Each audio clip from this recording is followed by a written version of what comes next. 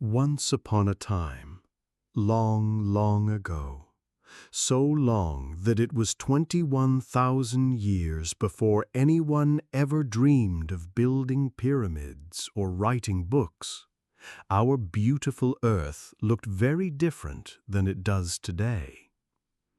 Imagine, if you will, a world where giant, furry elephants called mammoths roamed vast grasslands, where saber-toothed cats prowled through forests, and where early humans lived in small tribes, making tools from stone and keeping warm around flickering fires.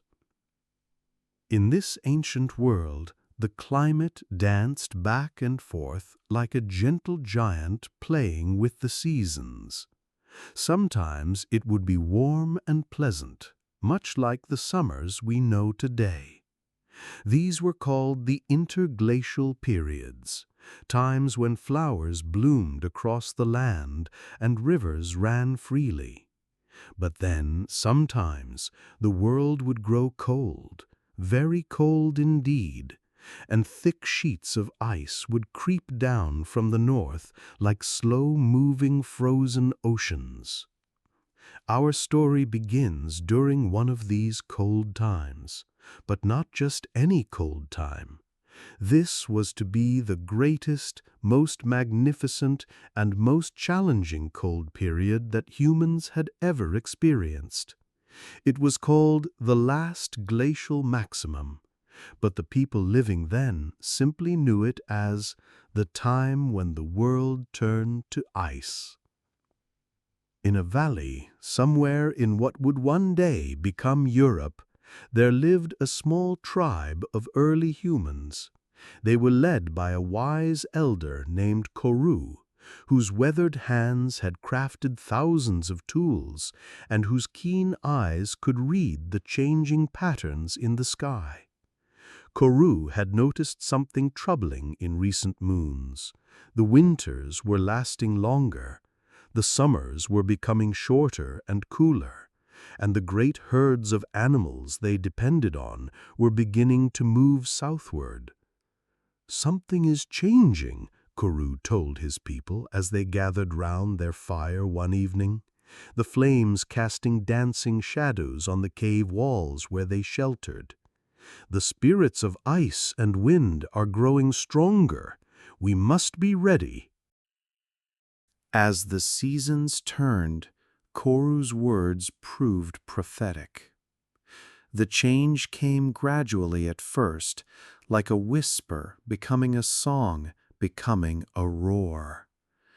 Each winter arrived earlier and stayed longer than the last. The snows that once melted with the spring sun now lingered, growing deeper and harder with each passing year. Far to the north, something magnificent and terrible was happening.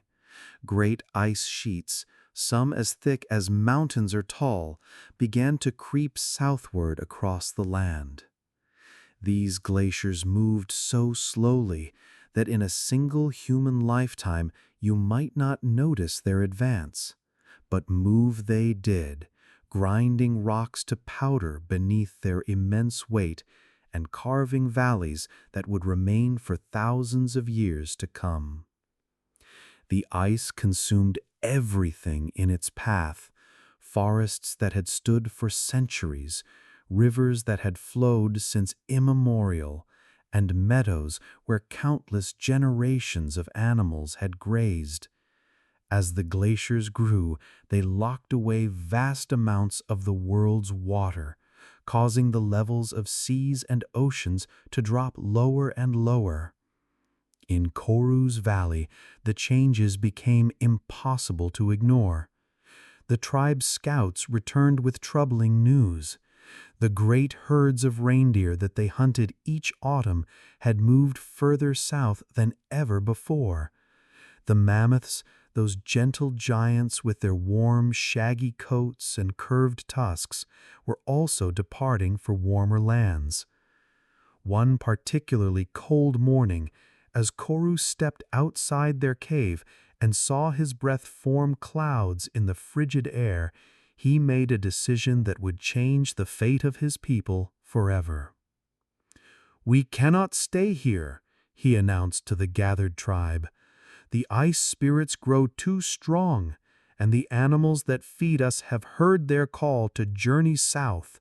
We too must follow the path of warmth, or we will become as frozen as the streams." Not far from Koru's tribe, a family of woolly mammoths was facing the same difficult decision. The matriarch of the herd was an ancient and wise mammoth named Mila, whose tusks bore the scars of many battles with saber-toothed cats, and whose memory held the knowledge of countless migrations. Mila stood on a small hill, her trunk swaying as she tested the wind. She could smell the ice coming from the north, a sharp, clean scent that spoke of endless winter. Around her, her family grazed nervously on the increasingly sparse grasses. Her daughter, Kira, nudged her calf closer to the warmth of Mila's massive body. "Grandmother," trumpeted Kira in the low, rumbling language of mammoths, "the little one asks why the grass grows thin and the water turns hard even in the warm season." Mila's ancient eyes gazed toward the northern horizon, where the sky seemed darker and more threatening with each passing day. "Tell the little one," she replied, her voice carrying the wisdom of countless winters, "that the world is entering a time of great sleeping. The earth grows tired and pulls a blanket of ice around itself. We who are awake must find warmer places to wait until the world awakens again." And so, with heavy hearts but determined spirits, Mila led her family southward. Behind them, stretching as far as the eye could see, came other mammoth families, along with herds of reindeer, woolly rhinoceros, and countless smaller creatures. It was a migration unlike any other, a great exodus from the advancing ice. As they traveled, the mammoths passed Koru's tribe, who were also making their way south with their few possessions bundled on their backs. For a moment, human and mammoth eyes met across the vast steppe, recognizing in each other the same determination to survive the great change that was transforming their world. As the ice continued its relentless march southward, reaching as far as what would one day become southern England, the world settled into a new rhythm, the rhythm of the Big Freeze. This was the last glacial maximum, a time when ice ruled the northern lands and shaped the lives of every creature on Earth. Koru's tribe, after many moons of travel, found refuge in a sheltered valley far to the south. Here, protected by high ridges from the worst of the northern winds, they learned to adapt to their new world. The old ways of hunting the great mammoth herds were no longer possible, so they became masters of hunting smaller, more elusive prey. "See how the rabbit changes its coat with white with the snow?" Koru taught the young hunters of his tribe. "We too must learn to change with our world. What cannot bend with the wind will surely break." The tribe learned to follow the seasonal migrations of birds, to fish through holes in frozen streams, and to gather the hardy berries and roots that could survive the harsh conditions. They discovered that certain caves stayed warmer than others and learned to read the signs in animal tracks that told them where to find food. During the long winter nights, when the wind howled outside their shelters like the voices of ice spirits, The tribe gathered around their fires to share stories. These stories served not just to pass the time, but to preserve the wisdom they were gaining about how to survive in this transformed world. Meanwhile, Mila's mammoth family had found their own refuge in a broad valley where hardy grasses still grew and where natural hot springs kept some areas free of ice even in the depths of winter. Here, the mammoths learned to use their mighty tusks not just for fighting, but for breaking through ice to reach the grass beneath, and for digging deep holes to find unfrozen roots. The cold world was harsh, but it was also beautiful in ways that took the breath away. Aurora lights danced across the star-filled skies in colors of green and blue and purple. Ice formations created crystal palaces more magnificent than any human-made structure. And in the quiet of the frozen landscape, sounds carried for miles: the howl of a wolf pack, the trumpeting of distant mammoths, or the crackling song of ice settling in the cold. As the ice continued to lock away the world's water, something remarkable began to happen.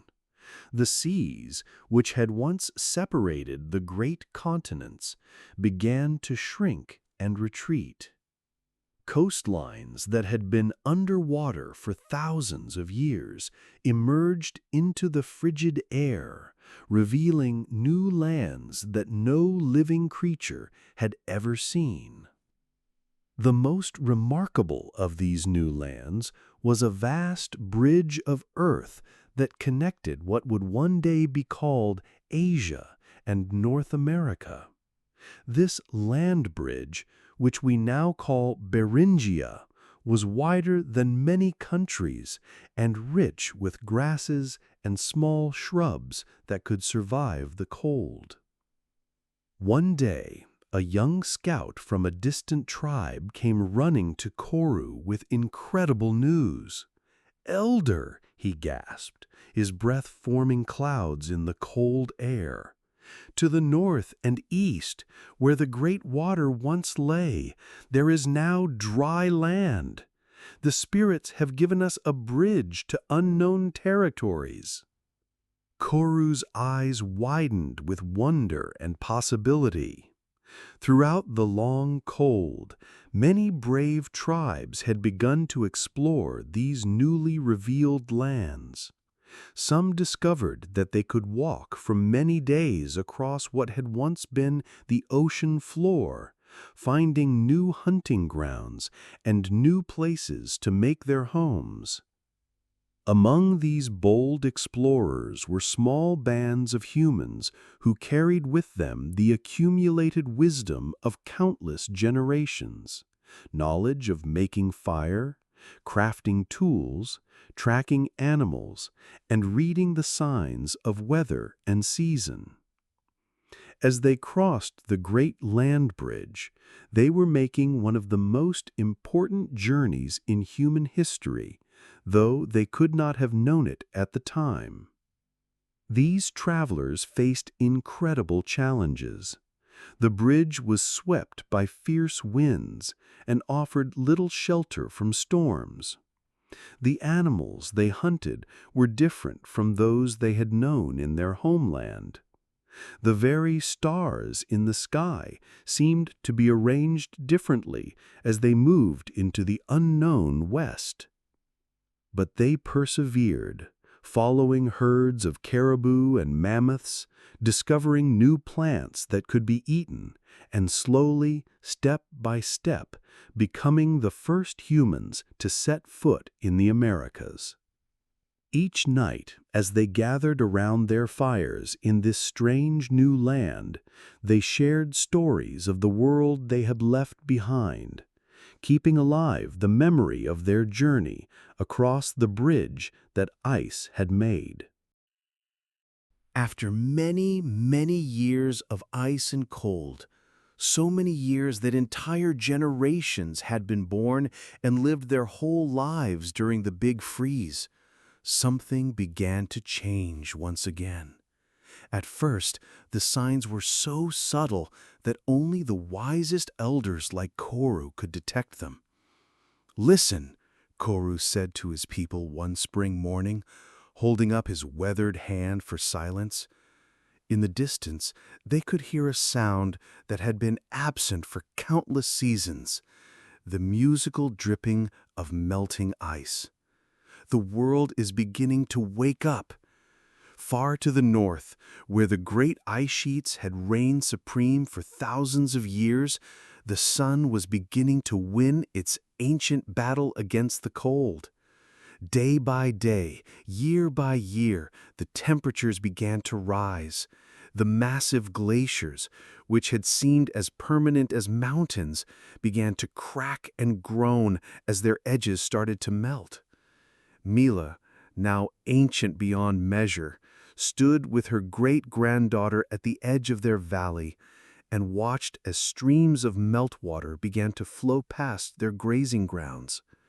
Her old mammoth heart recognized the change, for deep in her ancestral memory lay the knowledge of other great warmings, other times when the world had transformed itself. "The ice is going to sleep," she told the young mammoth. "Soon new lands will appear where the ice once lay, and new plants will grow. The world is about to become green again." As the warming continued, dramatic changes began to reshape the landscape. Rivers that had been frozen solid for millennia began to flow again, carving new channels through the land. Plants that had survived the ice age in small, protected pockets began to spread across the warming earth. Trees that had retreated far to the south began their slow march northward once again. The warming brought both opportunities and challenges. For Koru's people, it meant that they could explore new territories as the ice retreated. But it also meant that the animals that had learned to hunt during the cold times began to change their patterns once again. As the great ice sheets continued to melt under the strengthening sun, all that frozen water had to go somewhere. Drop by drop, stream by stream, river by river, the meltwater flowed back to the seas and oceans. Slowly but surely, the water levels began to rise.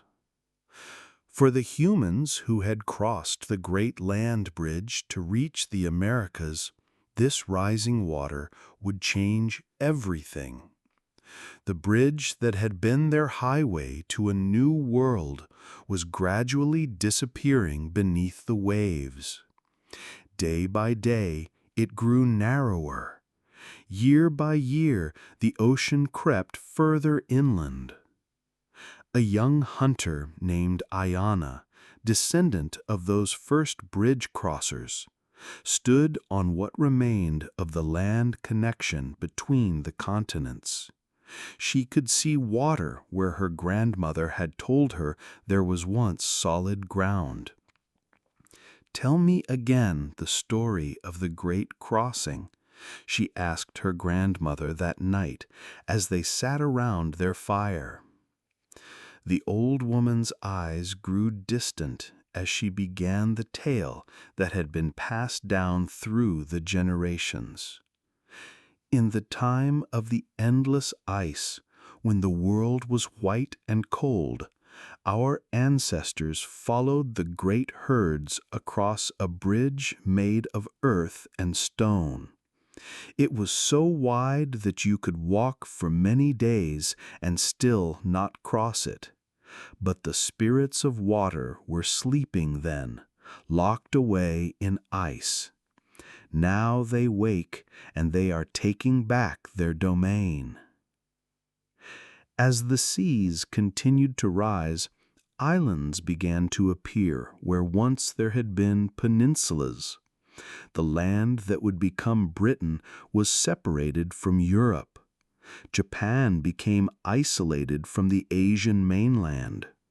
Southeast Asia transformed into a scattered archipelago of islands. Each new stretch of water meant that groups of humans who had lived as neighbors for generations were now separated by barriers they could not easily cross. Mila's mammoth family faced an even greater challenge. As the world warmed, the vast grasslands where they had thrived began to change. Forests started to grow where there had once been open steppe. These new forests were beautiful, filled with singing birds and flowering plants, but they were not suitable for creatures as large as mammoths who needed wide, open spaces to graze. As the world continued to warm and change, new opportunities arose for those clever and adaptable enough to seize them. The melting ice revealed rich, fertile soils that had been locked away for thousands of years. The rising seas created new coastlines with abundant marine life. The growing forests provided new types of food and materials. Koru's great-grandson, a young man named Talon, had inherited his ancestors' wisdom, but also possessed the adaptability of youth. As he explored the changing landscape, he made discoveries that would transform the way his people lived. "Look at these waters," Talon said to his hunting companions, as they stood beside a newly formed lake. "They're full of fish, and see how the birds gather here in great numbers during their migrations. If we could learn to live near such waters, we would never lack for food." Near the eastern shores of what would become the Mediterranean, a group of people called the Natufians had already made this discovery. They found that the warming world had created perfect conditions for wild grains to grow in abundance. These early people began to notice that the best grains grew in areas where they had previously gathered and prepared food, where the ashes from their fires had enriched the soil.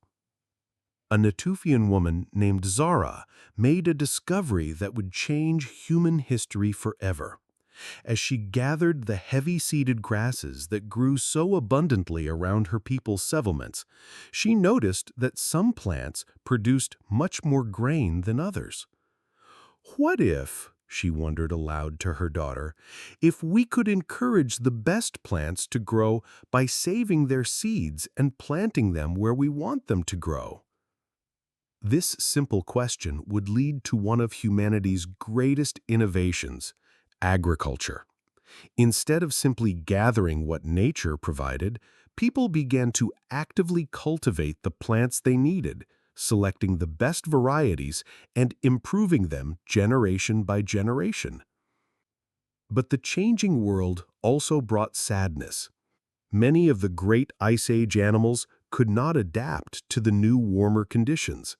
The vast herds of mammoths found it increasingly difficult to find suitable grazing as forests replaced the grasslands they needed. Slowly, sadly, these magnificent creatures began to disappear from most of the world. Old Mila, now one of the last of her kind in her region, stood in a meadow that was gradually being overtaken by trees. She remembered when this had been part of an endless grassland where thousands of mammoths had roamed freely.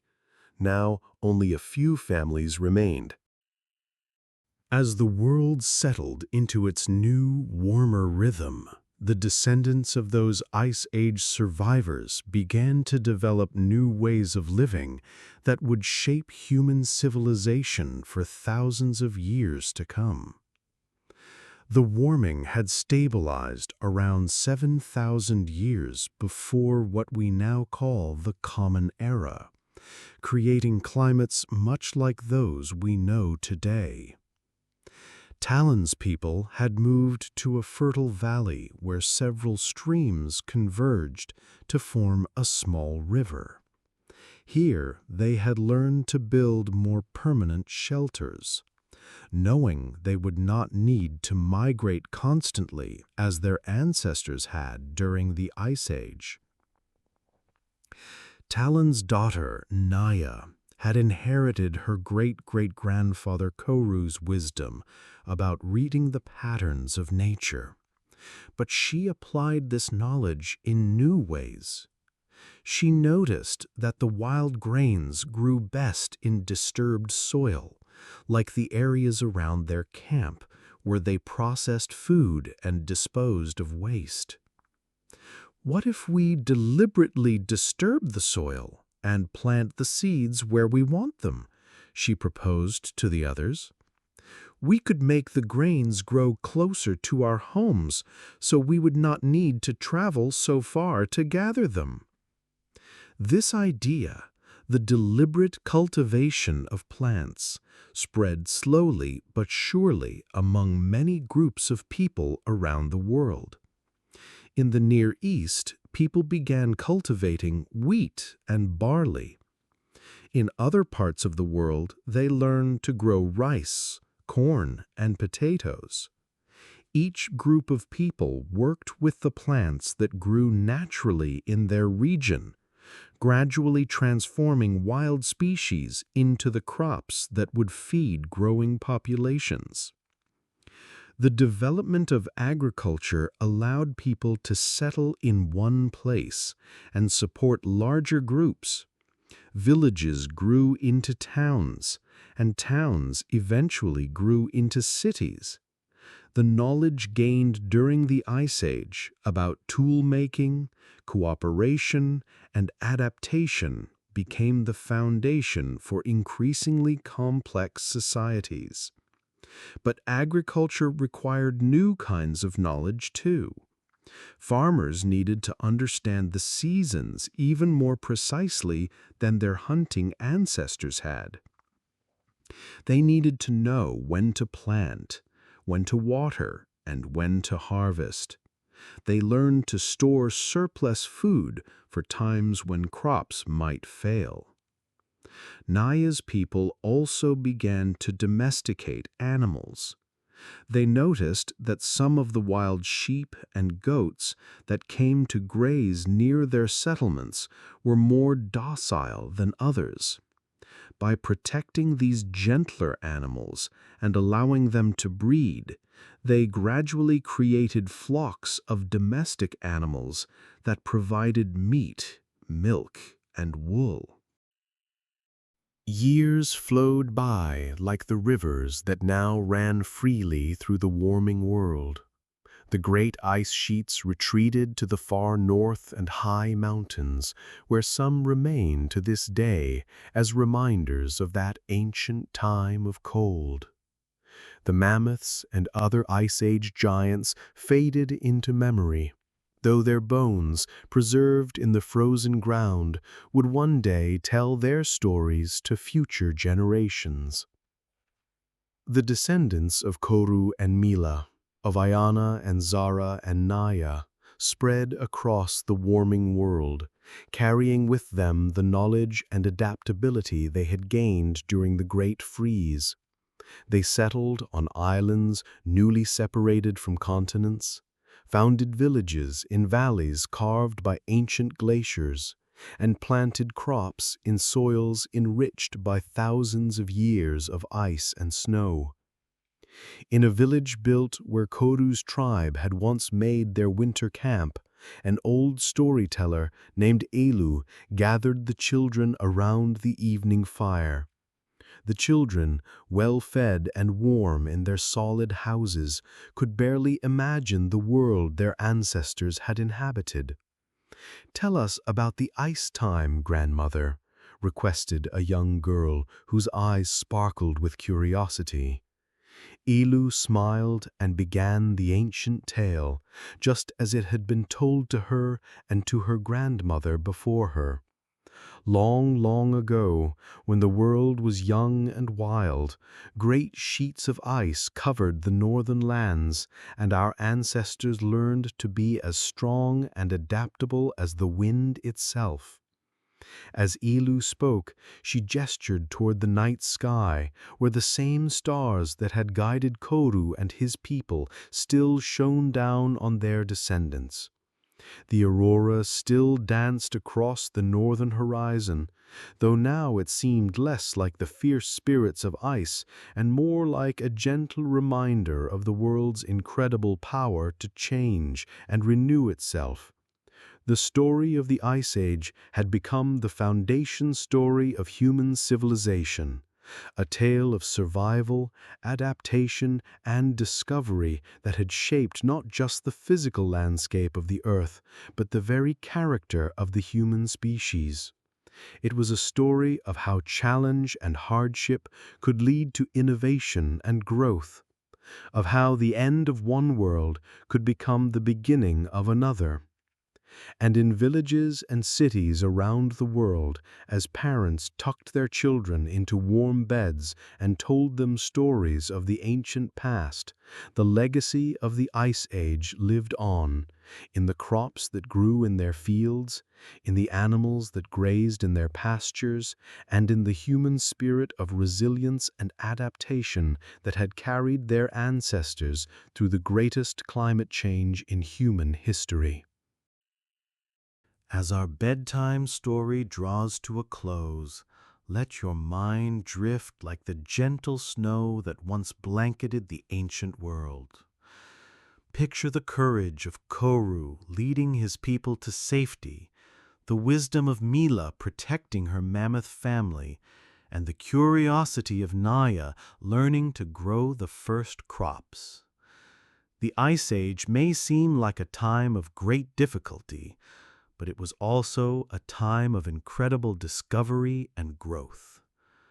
Our ancestors learned that humans could adapt to almost any challenge, that cooperation and knowledge sharing could overcome the greatest obstacles, and that even the most dramatic changes could lead to new opportunities. Tonight, as you drift off to sleep in your warm, comfortable bed, remember that you carry within you the same spirit of adaptability and resilience that helped your ancient ancestors survive the Big Freeze. The same curiosity that led them to explore new lands and discover new ways of living flows through your veins. And perhaps in your dreams, you might find yourself walking across the great land bridge under the dancing aurora lights, or sitting around an ancient fire listening to Koru tell stories of the world before the ice, or helping Naya plant the very first seeds in the dawn of agriculture. Sweet dreams, young explorer of time. The legacy of the Ice Age lives on in you,